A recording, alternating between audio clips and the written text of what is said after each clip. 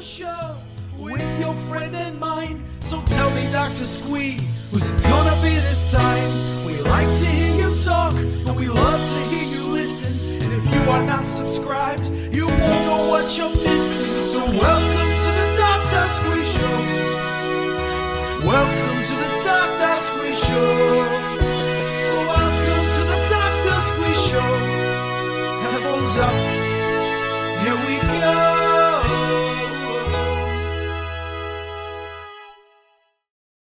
Hello and welcome to the Dr. Squee Show. I'm Dr. Squee and this is my show. I hope you're all well tonight. We've got a really fun one tonight. We're really looking forward to this. Everyone who listens to the show regularly will know I'm a dog nut. You'll see Willow just behind me, or at least her back end behind me. If you're watching the video version, if you're on the radio, just imagine a German Shepherd Collie Cross. You're there. But my guest tonight, let's get on to what we're here to do.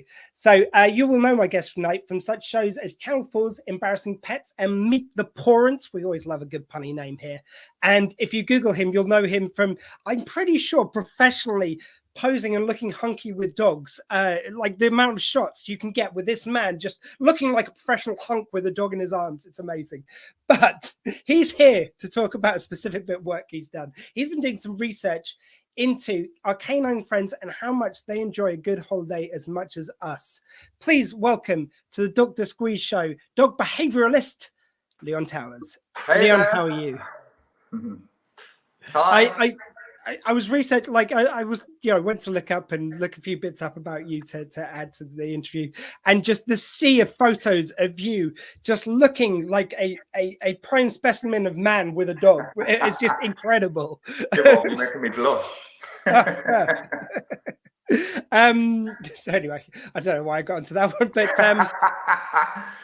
we were talking about we'll talk about the research in a bit, but if it's okay, I'd like to ask you a few questions about dog behavioralism and how you got into that and that sort of thing. So how did it all start for you working in the dog behavior world? It happened by accident, actually. I used to foster children. So I had 12 children over 4 years. And I also worked in a residential unit with children with severe challenging behaviour, with Asperger's and and autism, and a lot of them they weren't verbal, so they couldn't use anything verbal to communicate. So that's how I started. And after about the end of the 4th year, the last child went, and it really affected me. It was the worst one, actually, because he went on to be adopted, and he'd been with me for 2 years, and we were really, really close, really bonded, and I just decided I couldn't do it anymore. Having been brought up in an orphanage myself, that was my love for doing that. That's why I wanted to do it. But I realised I couldn't really do it because it was breaking me as much as it was breaking them. So I was sitting watching TV, and this documentary came on, and it was hydrotherapy for dogs. And I was just drawn in. I was fascinated. I was like, I thought dogs could swim. Why do they need hydrotherapy?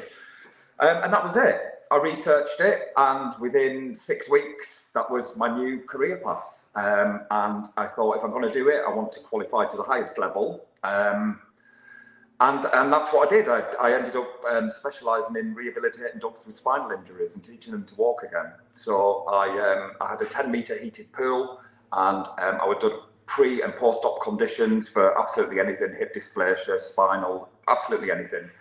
Yeah. And obviously these dogs are in pain, and when you've got like a 70-kilo Rottweiler and you're having to hold it with a life jacket on, is right in your face, and you get told by the owner, don't look at him because if you make eye contact, he'll lunge at you. And I was like, oh my god.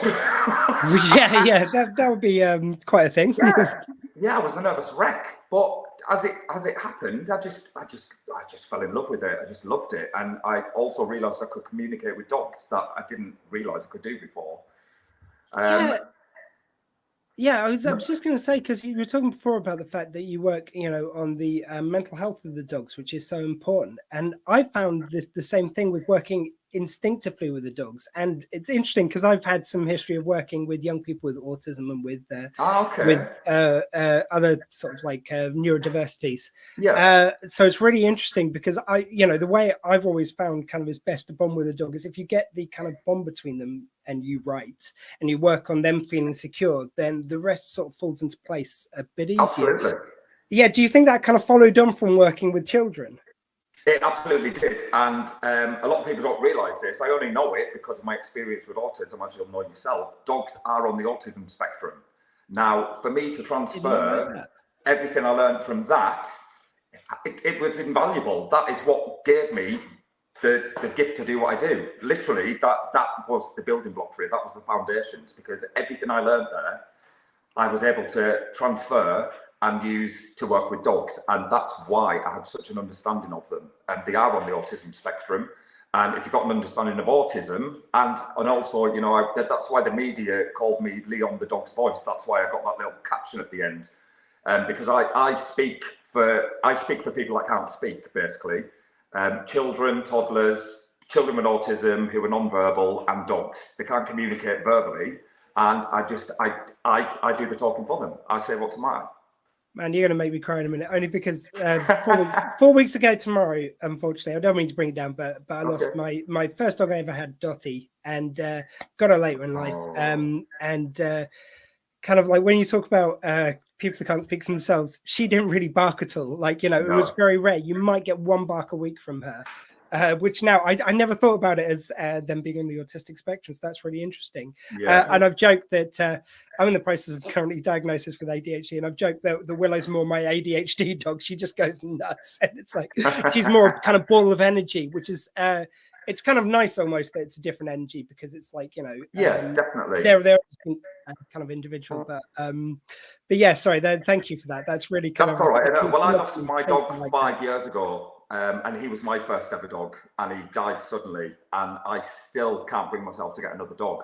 Luckily, I work with dogs every single day, so I get to love all the dogs, but I still can't let that piece go just yet. And that's 5 years, so I understand. Yeah, I think if I didn't already have Willow, then it would be more difficult, but she was already part of my life, luckily. And for the TV side of it, so, you know, how did that come about, and was that easy for you? Because I think you're a very genuine communicator, but it's not always kind of easy then when you've got the cameras in your face. Yeah, I found it really easy. I actually went to acting school years ago. I went to drama school, and I was a children's TV presenter years and years and years ago for ITV. I was in a boy band. So I'd had experience with them kind of things, and I actually went away from that to do the fostering. So the fact that when I started my hydrotherapy business I created a 5-star dog hotel in Brighton. It was the first of its kind in Europe, and it got picked up by Channel Watch, and I ended up doing a 10-part reality TV show at the centre with the dogs, and that is how it all started. That's amazing. And you've got to tell me about the boy band now. You can't mention it and not bring, you know, what was it called? Kind of how long were you doing that for? Oh, it was called What's Up, WOTS. It was spelt the cool way. We released a single, but nothing happened with it. I did loads of radio road shows and all that kind of stuff. So I have experienced all that, and it was absolutely amazing. And that is what I wanted to do with my life. And then, that, like I said, the fact I fostered, then moved into the dogs, and it was the dogs that I ended up getting back on TV. The TV came to me. It was bizarre. And Embarrassing Pets was a kind of big hit for Channel 4. You know, what was it like to suddenly, firstly, have a hit show on your hands? And like is it difficult to sort of like keep it genuine and kind of keep the TV sensationalism out? Like, you know, because I know the channels push for certain things to happen. The bizarre thing that happened on that set was I was a qualified specialist in hydrotherapy, not behaviour, but I had done my job for 10 years with them dogs, and then I also took over the daycare of the dogs. So I was doing behaviour, but high-level ones, like proper challenging dogs, human aggressive dogs that other behaviourists wouldn't touch with a barge pole. You know, I've saved about 7,000 from being put to sleep, because I can just connect with them. I connect with them, and I can just help them, rehabilitate them. So for me, I was already doing that job. I didn't need a certificate to say, oh, you're a qualified canine behaviourist, because I had no interest. It wasn't about a qualification. It was about the work I was doing. And again, I got approached by Channel 4 randomly, excuse me. And they said, you're going to need a qualification to do it on TV. That's how it works. Otherwise, you can't be insured. And that is the only reason I did my qualification. So I've never read any dog books. I've never watched any dog programs, nothing. What methods I use and the unique training methods I use, and with doing it through love and affection, is all from within. It's not watered down.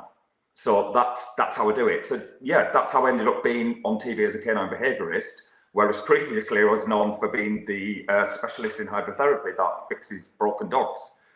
And the bizarre thing was, on that set, every day we filmed an episode, and it was so fast paced. You know, we do an episode a day, and I was so nervous. There's a film crew all around you, and in your head you're thinking, I'm faking this. I don't even know what I'm doing.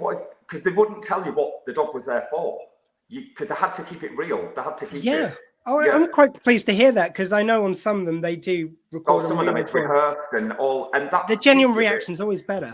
Yeah, and the beauty of that show is they're only half-hour episodes, and you can't rehearse a broken dog fixing it and then breaking it again to do another one. So what you see there, and especially there's a beautiful episode with a dog called Bear, and he was in so much pain, but it came across as him being awkward going out for a walk. He'd like dig his heels in, he just wouldn't go.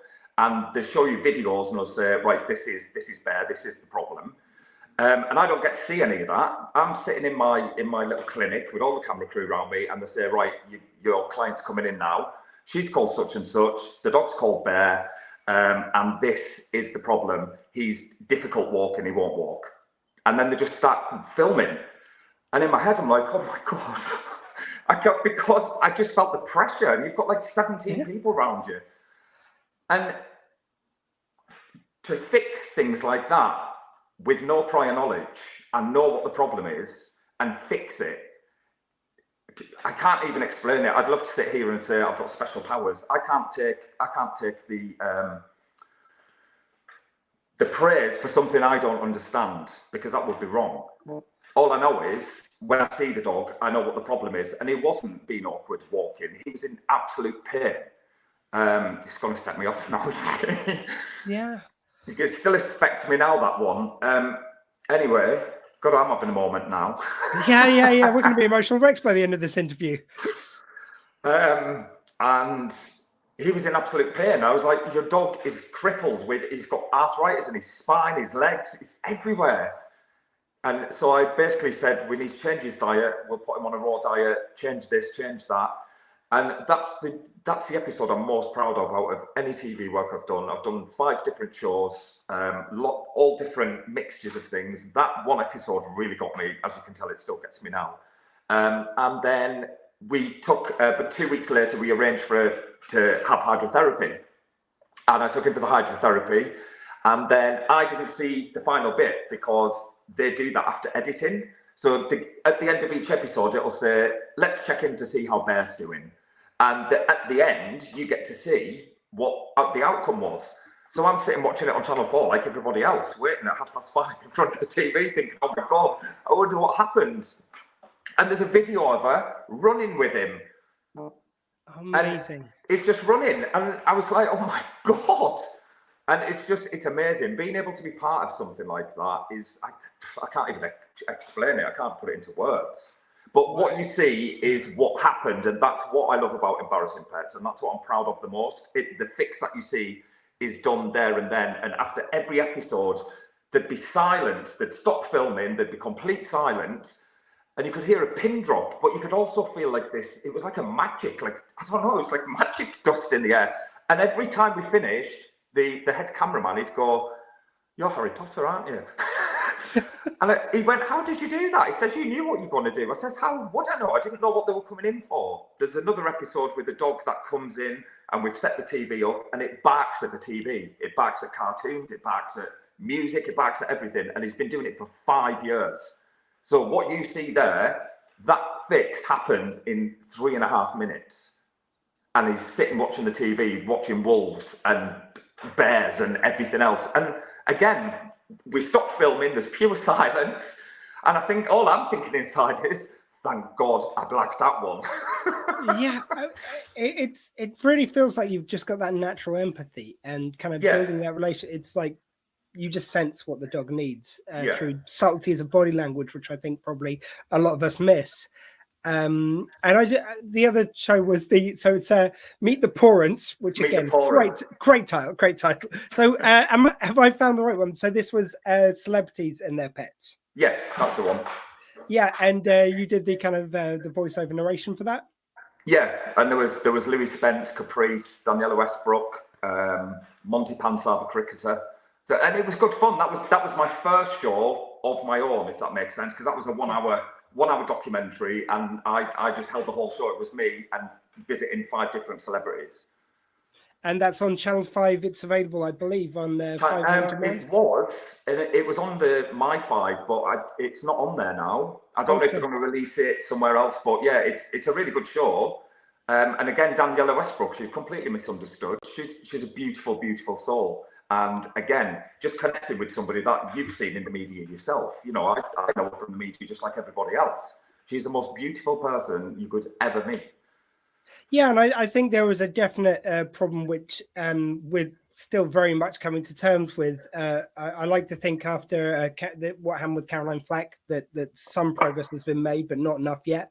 But I think there is that thing of like just, they get hold of something to beat, especially women, unfortunately, with. Yeah, and it's gone on for like 20 years. It's crazy. Yeah. You know, any of us can land on tough times when we make kind of bad decisions in our lives.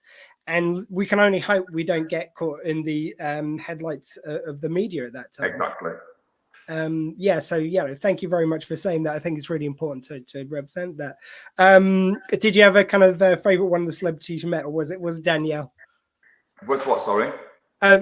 Was Danielle your favorite one which you met? Yeah, of the celebrities we still speak to this day. We're friends now. It's lovely. It's really nice. Amazing. That's really great. So onto this great bit of research.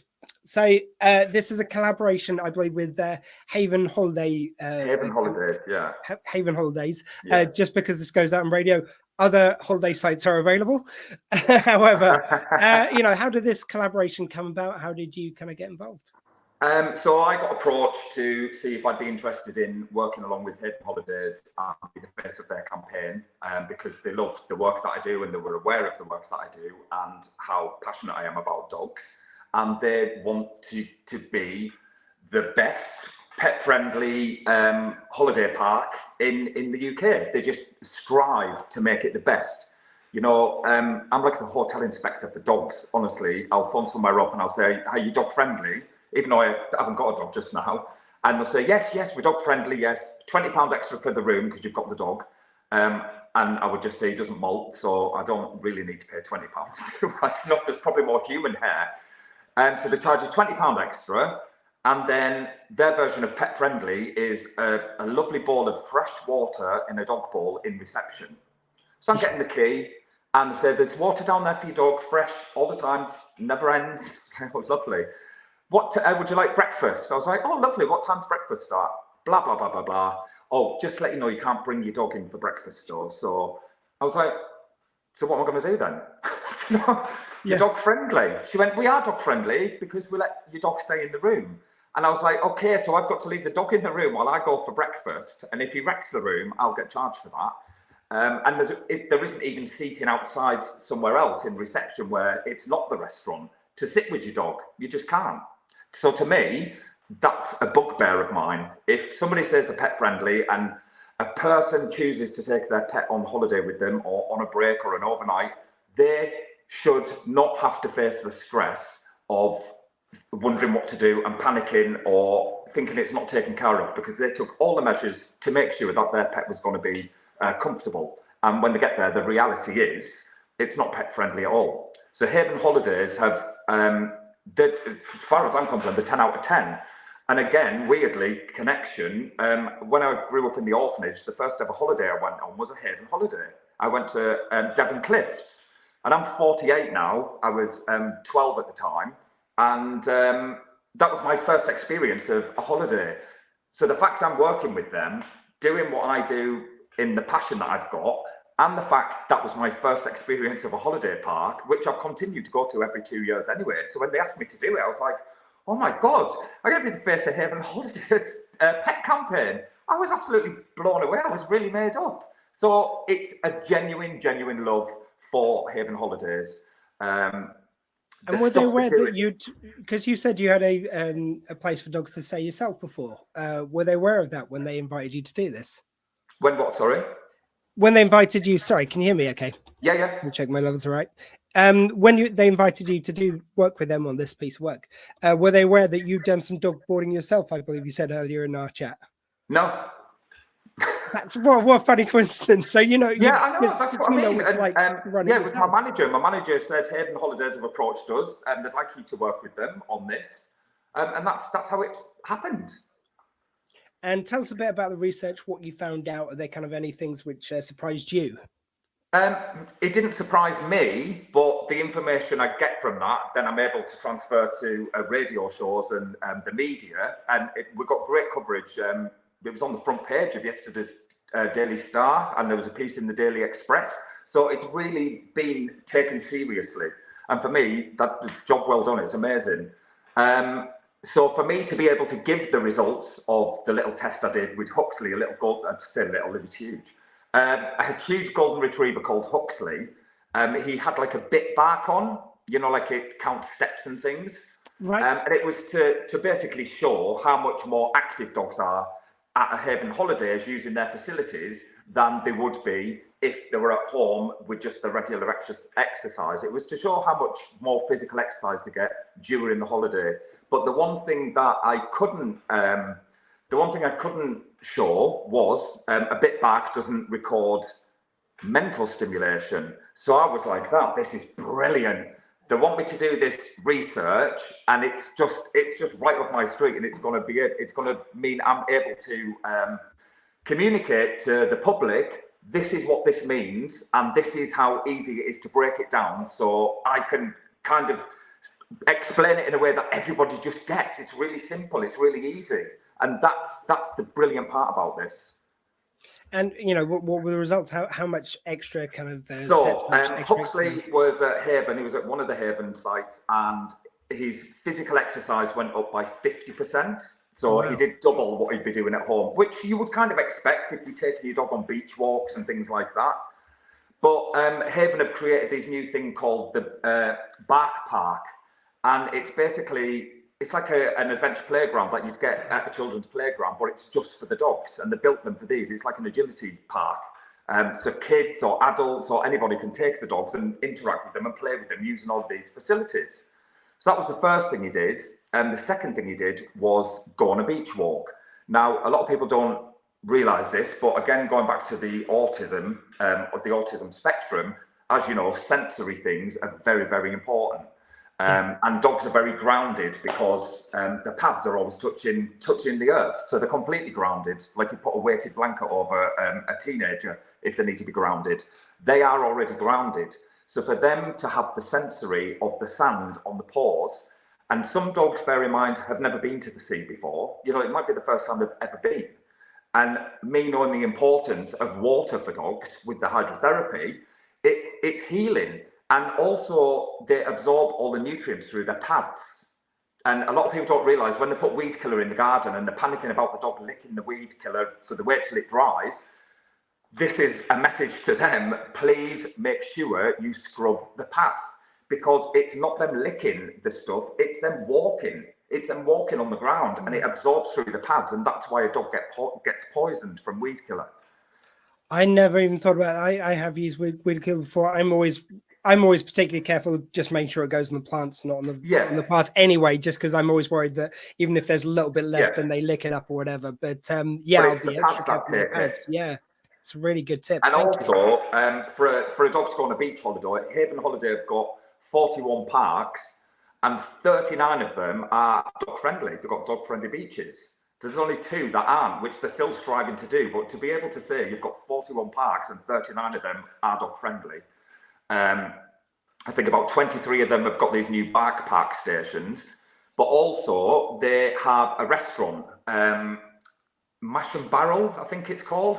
Yes, I've been to a few there. Yeah, they've got Mash and Barrels there. Yeah. And you can take your dog in there. You can book a table with your kids, your family, whoever, and you can sit inside the restaurant with your dog and eat the meal together. First holiday meal together, and your dog's there experiencing it. How amazing is that? And just on the sand part of it as well, because, you know, I'm also thinking about when we walk through sand, you know, especially when the sand's soft, you have to work harder to walk. That's great exercise. And I can imagine it'd be the same for the dogs. You know, they're doing the extra work to move the same distance. Exactly. And also when they go in the water, they don't need to swim, even if they're just paddling about. It releases endorphins. That's why when a dog gets wet, they go absolutely mental afterwards. You know, they're like running around and drying themselves on the wall, and they just go crazy. And that used to happen every single time after a hydrotherapy session with a dog. So I know they get that hit. It's like a hit at the gym just by touching the water. It's amazing. And if they do go in and swim, using 4 legs, their entire brain, the left side and the right side of the brain, both switch on at the same time, which never happens when a dog's walking. They're just kind of in pilot mode like we do. We just get up and move. Our organs do all the work. It's the same with dogs and the legs. But when they go into water and they become buoyant, their brain kicks in, both sides open, and they have to concentrate on 4 different things, like 4 limbs. And it absolutely fries the brain. The mental stimulation they get from that is out. There's nothing else on this planet that can give a dog more mental stimulation than swimming. I think also it's about whenever you take your dog somewhere new, a park I haven't been to, or kind of, you know, take them on train somewhere they haven't been before, you can just see how much they light up. Doing that for a whole week, you know, it seems natural that would stimulate so much more with them. So yes, the findings were he was 50% more active on a Haven Holiday Park, but the thing that you couldn't count, but I can and transfer it, is his mental stimulation increased by 75% every single day that he was at the Haven Holiday Park, because they've got the facilities to do that. That's amazing. How do you measure that? I know it from hydrotherapy. I know it by injuries and how soon they recover, how much brain matter it takes to work the limbs and to work the legs, instead of using reflexes and things like that. It's quite complex, but to make it easier, it's 75% that is using his brain. I was just fascinated how you work it out, and that's really interesting. Because dogs have got the mental age of a 3-year-old child. Okay, and this is a message I want to tell everybody who's got a dog. You might know this or you might not, but I just want to make it easy. Don't get bogged down with these books that go into all this detail and all the rest of it. The bottom line is, think of your dog as a 3-year-old toddler. They have the mental age of a 3-year-old child. So when you think about that, when we talk about a puppy and then they grow up and you say, oh, they're an adult now, they're not a puppy anymore, what are they doing that for? There's no such thing as an adult dog, because they're mentally 3 years old. If that was a human, they'd have a disability. Yeah, I mean, I will say they definitely go through the terrible 2s as well. Oh yes, they absolutely do. Yeah. Well, I recently turned 2. She's kind of gone a little bit past it, so she started calming again. It's like about 2 is when they go through one of those 18 months stages. to 2 years, all the hormones start to balance out. Yeah. Whatever the personality is here too, that is what your personality of your dog is, and they've all got different personalities. It doesn't matter what breed they are. It's like it's when it's going between the 2, when it's kind of just solidifying. There's almost that kind of rebellion stage. So all that training, which was pinpoint a day before, suddenly they're playing up a bit and testing the boundaries again. When you say no, and they still look at you to do it. Look at you as they're doing it sometimes. And so if you look at it like that, and if everybody could look at the dogs as if they're a 3-year-old toddler, you think how much mental stimulation a 3-year-old needs. It's constant. I mean, parents are run ragged. You know, if they're not at play school or early learning, 3-year-old children are like rockets. They're just all over the place. They need things all the time. They need entertained. They need things to do. They need mental stimulation. They need activities. They need stimulated. So you imagine a dog. We don't look at dogs like that. Okay, so that's what my issue is. 99 out of 100 dogs do not have any mental stimulation. And I'm not blaming the owners, because the owners don't know. If you don't know something, it's not explained to you, then how would you possibly know? I've had to learn it over 12 years. It's taken all this time for me to learn my craft, you know. But this is the point, the whole thing with mental health in dogs. With lockdown, we became very aware of mental health in humans. very aware. But what we didn't make ourselves aware of was that affects dogs in exactly the same way. However, dogs can't do things for themselves. A lot of us disable our own dogs because we think we'll say, oh no, he can't do that. Oh no, I'm not going to let him off the lead because he doesn't like to go over there. We say what the dog likes and doesn't like, and we haven't got a clue. You know what I mean? Oh no, he doesn't like big dogs. Just to let you know, dogs don't differentiate between size. And this is a good tip for everybody out there. Whether it's a German Shepherd or it's a Chihuahua, it's the energy of the dog they don't like. It's not the size of it. So next time you see a German Shepherd coming towards you, or a Doberman or a Rottweiler, please don't cross the road and be terrified that it's going to eat your dog, because the chances are it'll be the Chihuahua that attacks the Rottweiler. Yeah, because this is something which Willow here is a Romanian rescue, and they tend to be, as I'm sure you're aware, a little bit more anxious, a little bit more nervous, and a little bit more vigorous in play. So like they're reactive is the term they use. It's an okay term. It's not the worst, but yeah, I think we could do better. But anyway, so I keep her on the lead not because she's unfriendly or anything else, but I know she can be a bit much for some smaller dogs. Yeah. And her way of playing is to just go for it. And that size differentiator is what I always say. It's like she pictures a tiny dog, or I'm seeing dog twice her size, as the same size to her every time. She'll play with them accordingly, I would say exactly that. Yeah, don't cross the road. It's not because they're unfriendly. It's just exactly. It might be a bit much for your dog, so I'm being a responsible owner by keeping the lead. It's not always because they're violent that they're on the lead. But that's why I've opened the centre that I've got. It's called The Lodge, and I'm in between Gloucester and Cheltenham. And it's on 3 acres, and then a 3-acre field. And then within an acre, I've sealed it all off. It's got privacy screen. Nobody can see in, nobody can see out. And it's woodland, and it's a lodge. It's like an American holiday camp. It'd be like it'd be a dog version of Haven Holidays, basically.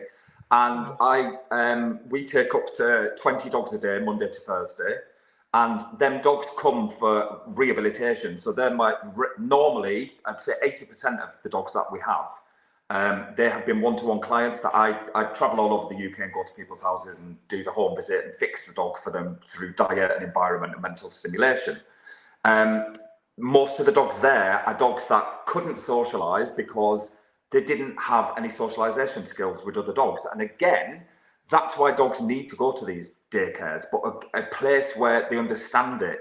And again, it's like a toddler. If your child doesn't go to nursery school, and if they didn't go to primary school, and they didn't mix with their peers, they would find it really hard to socialize. And in social situations, they would either have a meltdown or they'd lash out and get angry because they don't know what to do. And that's what dogs are doing. They're just basically saying, I don't know how to communicate with this dog. So that shows by the dog racing towards another dog and like, in its face. And that other dog is going to have a problem with it because they probably are socialized and they know that kind of behavior is unacceptable in dog world. Yeah, that's really interesting because, I was going to actually ask you off the back of what you were saying about dogs who'd gone through lockdown. Willow was a lockdown puppy. And, I do think that had an effect on her socialization. And still to this day, I'm still trying to make her, she's getting better about it. She barks less and less when she's going towards dogs. I still want to get it 100% because I think that's really important because, even if it's a confusion over behaviours, that can lead to all sorts of kind of problems. Oh, it does. It does. And that's the beauty of the centre. There's some of the dogs that come to the centre, honestly, you'd be amazed. They couldn't even see another dog without going to attack it or anything like that. And they're just socialised, bouncing around, playing. We don't have people coming in. There's only myself and my partner that run the centre. We don't have people coming in and out. So once the person's been to see the centre, that's the last time they see it. We go and collect the dog at the gate. Nobody gets in. That's just for the dogs, and it just works. It just gives them that sense of safety and freedom, just like a child would at school. And tell us how can people find out more and maybe apply to come to the centre. Yeah, so I've got a website. It's leontowers.co.uk, and literally everything I do is on there. All of the stuff I do, the unique methods I use, how I fix the dogs, why your dog's behaving in a certain way. There's lots of information in there, and there's not a dog that I can't fix. So You know, I've rehabilitated fighting dogs that are bred to kill. If they can be put into a family home with other pets and sit next to a rabbit, then it doesn't matter. It works. My methods work. And after 16,500 dogs, I couldn't care less how it's done. I do it in a loving, kind way, using love and affection as part of the rehabilitation.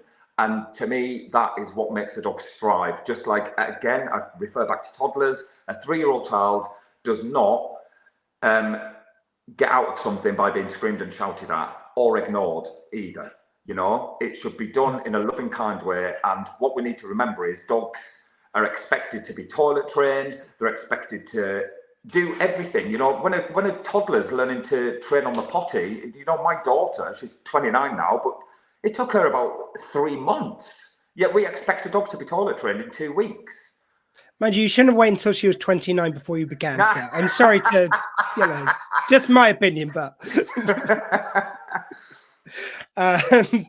thank you so much for talking to us tonight. Just to get back to research, though, is there somewhere where people can read a bit more, find out a bit more about this research? Read about it. Yeah, find so like the results. So haven.com, if you go on there, you'll see all of the dog facilities, everything I've been talking about. And there's the research is on there. And it's just really to let people know, after lockdown, we all had the lockdown dogs. And after lockdown, obviously, the world's moved on. You've had to go back to work. So now we've got a situation where we've got dogs that are left in the house. Not locked up, you know, they leave the back door open so the dog can go out to the toilet, but they're in the house for like 6 to 8 hours while the person's at work. And that it's not acceptable. No. You have to think that's like putting a 3-year-old in a room with no crayons, no television, no stimulus, no nothing, and they're just sitting there. And the thing I hear all the time is, oh, they're absolutely fine. They just sleep all day. They get up if he needs a toilet. I've got him on video. I've got a little camera, so he's all right. Visually, he might be all right, but I know inside he's not. That would be a manic depressive. If that was a human, that would be the equivalent of me lying in bed and just sleeping all day, nothing to get up for, nothing to get dressed for. Nobody's coming to see me. I've got nothing to do. I'm just going to sink into a black hole. And that is what a dog does when it's sleeping all day. Because I know if they heard a noise, you know, we all say, oh God, she sleeps with one eye open, because as soon as they hear anything, they're up. That tells me they are not in a deep sleep. Get your dog to Haven Holiday on your holiday with you, and literally on the first night, you will hear your dog snoring. That is a deep sleep. A dog shouldn't sleep with one eye open, because that is a dog that's on edge and on what I call high alert.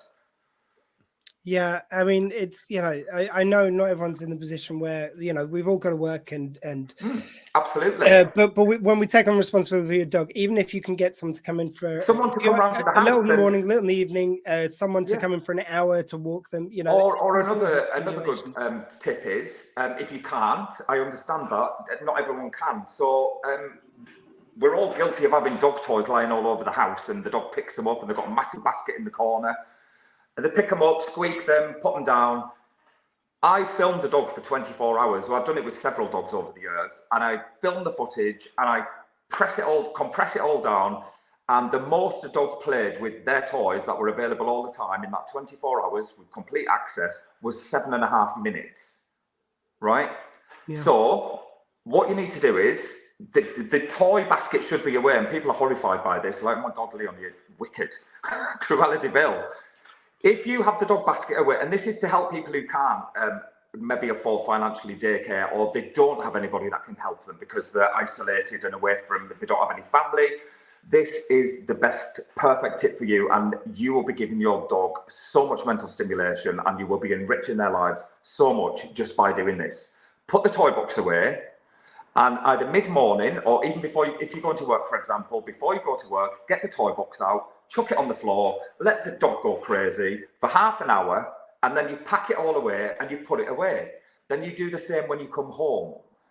That dog has had 2 30-minute sessions of complete mental stimulation, and that will tire your dog out more than taking them on a 5-mile walk. And that tip there is what would save lots of dogs from issues with mental health and depression. Hey, I had written down amongst the kind of things I was going to ask you if there's one tip, and I think that's a wonderful one for people who are kind of struggling. And just when you leave the house, don't leave them with the toy, because that's not stimulating them. So if you do that with the toys, you will see a difference, and you will see how much happier they are. You will bring joy into your dog's life just by doing that for them, and you're in control of it. So if you do that for them, you are giving them all that you can give them, and that's an amazing gift to give to your dog. And when you go to work, just leave them with I use like a yak milk chew. I don't know if you've heard of them. They look like a little bar of soap. Yep. Leave them with a yak milk chew and let them just chew on that. That's enough for them, because you've just stimulated them for 30 minutes before you went to work. That's like a child going to school for the afternoon. You see, you talk about throwing the toys out so they can have a nice play, and then Willow comes on camera for the first time during the interview. I don't think that's a coincidence. She heard it. With the toy. It's with those massive ears of hers. She can hear anything, even when you're under my headphones. Thank you. This has been such a blast. I really appreciate it. Thank you for all the work you do with dogs as well. It's so important. Thank you. And what a wonderful story for someone who grew up in an orphanage, like you were saying, to be able to help so many kids, even of the dog variety, or especially the dog variety. I just want to add, because I keep talking about children and families at Haven Holidays. Yeah. If you've got a dog that's quite nervous and doesn't like sound, you need to kind of prepare them in advance. But also remember, if you've got one of them dogs and you don't have children, because a lot of the little fur babies, aren't they? They are your little children. So a lot of people choose not to have children now. They have the dog, and that's their family unit. Yeah. If that's you, why not take them to Haven Holidays? Open most of the year. So in school time, in school term, it's an amazing place to go with your partner and your dog. There's no children around. You've got all the facilities, but it's just so much more peaceful and so much more quiet if you're not used to children and your dog isn't used to all of that high-pitched screaming and things like that.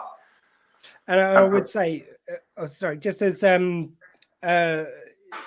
first of all, thank you very much to Haven. The representative unfortunately couldn't join us tonight, but thank you very much for this piece of work. I think it's really important. It really does highlight something very important.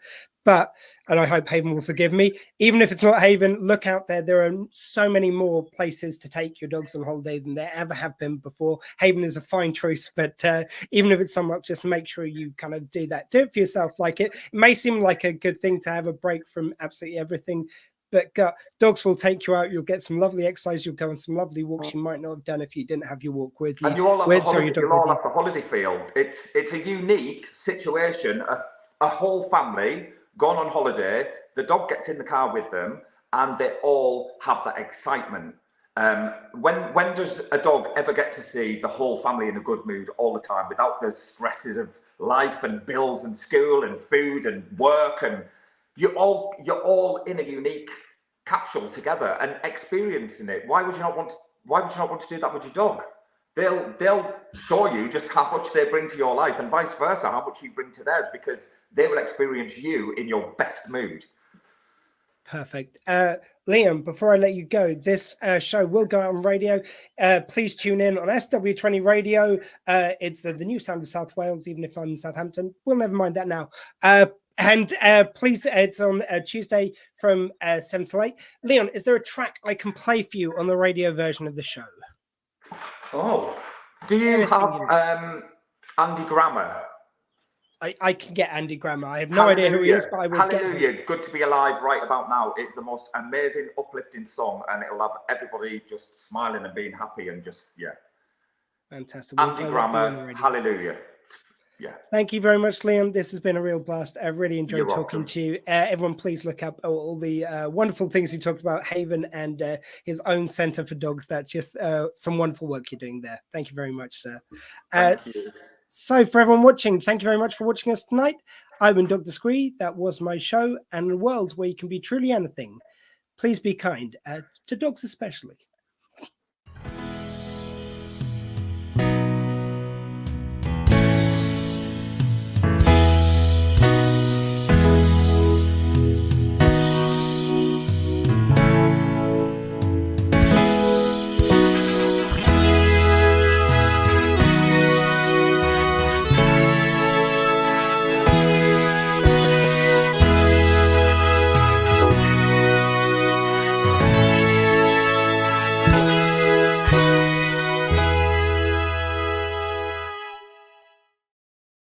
And before I cut us off live, Leon, could you just do me a quick favor? I'm just doing this so I can record it, but bonus material if you're watching still. Can you do a little bumper for the radio version of the show? Can I what, sorry? Do a little bumper for the radio version of the show. So, Leon Towers from introduce yourself, pet behaviourist, and you're listening to SW20 Radio, the Dr. Squee Show. You're listening to SW20 Radio, the Dr. Squee Show. The Dr. Squee Show. Hi, my name's Leon Towers, world-renowned canine expert. You're listening to LW20, the Dr. Squee Show. So it's just SW20 Radio. Very close. That would be the London one, I'm sure. Okay. Hi, my name's Leon Towers, world-renowned canine behaviourist, and you're listening to the SW20 Radio with Dr. Squeeze. Sorry, can we just go for one more? Dr. Squee, no S on the end. I'll hold up. I'm so sorry. I can hold up the cup for SW20. Right, SW20 Dr. Squee. Yeah. Yeah? Okay. Sorry. Hi, my name's Leon Towers, and I'm a world-renowned canine expert. You're listening to SW20 Radio with Dr. Squee. Perfect.